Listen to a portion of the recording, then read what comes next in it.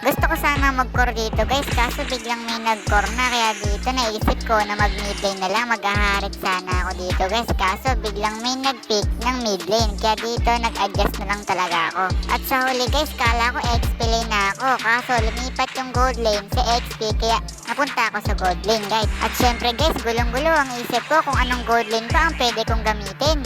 Kaya dito bigla ko naalala na kaya ko palang gamitin yung isang karakter dito sa gold lane guys. Kaya dito guys, pinik ko na nga siya kaagad.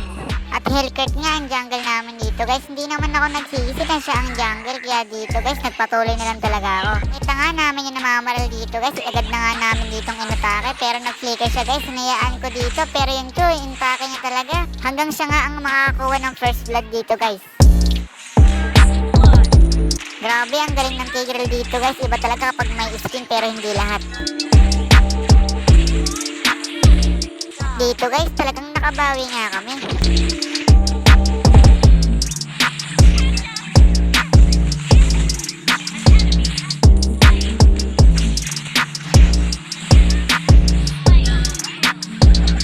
At agad nga silang bumawi dito guys.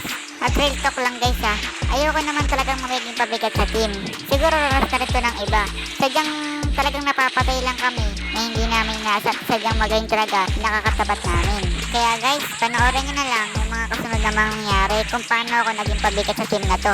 Pero gumawa naman ako ng paraan para makabawi sa kanila.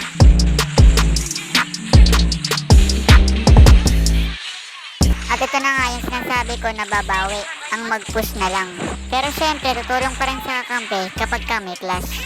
At dito nga guys, habang nga nagpupush ako dito, biglang dumating dito yung namamaral. Hindi ko inaasahan na may damage na pala ako, kaya dito mapipitas ko siya guys.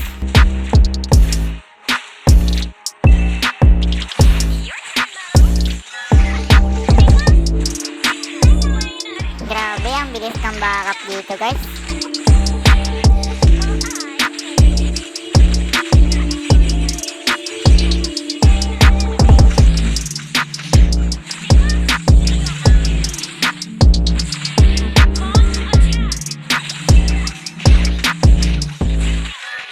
Dito nga guys, hindi talaga pwedeng mangyari na kapag nakapatay ako, hindi ako mamatay.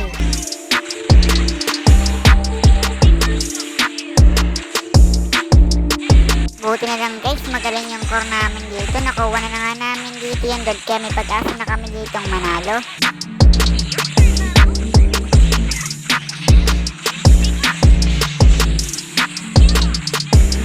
Ito nga guys, pinipilit namin hindi pa uwi yung mga kalaban kasi yung Hellcat namin pinipilit ang tapusin, kaso dito guys hindi niya talaga magagawa.